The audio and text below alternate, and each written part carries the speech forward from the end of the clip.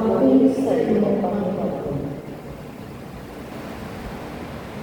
Nang dumating ang araw ng pagbili sa kanila, ayon sa kautusan ni Moses, si Jesus ay dinala ng kanyang mga magulang sa Jerusalem upang iharap sa Panginoon sapagkat ayon sa kautusan, ang bawat panganay na lalaki ay nakatalaga sa Panginoon at naghandog sila ayon sa hinihingi ng kautusan ng Panginoon. Mag-asawang bato-bato o dalawang tinakay na kalapati. May isang tao noon sa Jerusalem ang pangalan ni Simeon. Matapat at malapit sa Diyos ang lalaking ito at naghihintay sa katutusan ng Israel. Sumasa kanya ang Espiritu Santo na nagpahayag sa kanya na hindi siya mamamatay hanggat hindi niya nakikita ang Mesiyas na ipinangako ng Panginoon. Sa patnubay ng Espiritu, pumasok siya sa templo at nanggalhin doon ang kanyang mga magulang ng sanggol na si Jesus upang gawin ang hinihingi ng kautusan. Siya'y tinanong ni Simeon, itinagpuri sa Diyos na ang wika.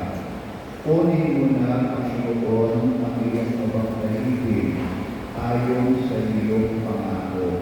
Yamang nakita na ng aking mga mata ang iyong tagapagligtas na hinihanda mo para sa lahat ng bansa.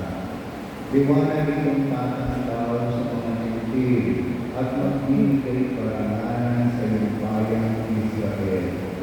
Namangatapat nila ni Jesus sa sinabi ni Simeon tungkol sa kanya.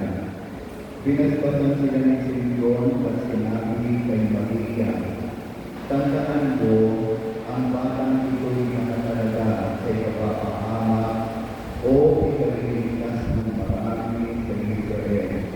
Isang tanda mula sa Diyos, ngunit mahamakin ang marami. Kaya mahahayan ang kanilang iniisip. Dahil dito, ang puso mo'y para rin pinarahan ng isang kalalaw. Naroon din sa templo ang isang propetang babae na ang pangalan ay Ana, anak ni Manuel na mula sa Igli ni Aser. Siya'y napakatanda na. 7 taon lamang silang nagsama ng kanyang asawa nang siya'y mabago. At ngayon 84 na taon na siya.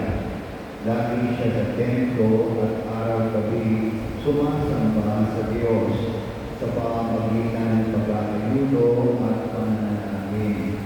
Lumapit siya ng oras din iyon at nagpasalamat sa Diyos.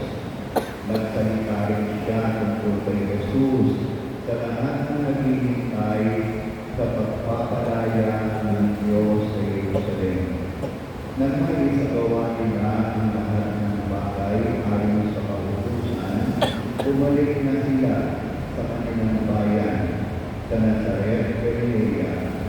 Ang bata ay lumaking malakas, marunong at kalugod-lugod sa paningin ng Diyos.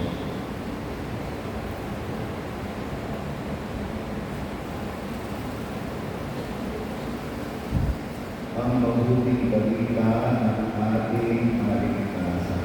Pinupuri ka namin, Panginoong Jesucristo.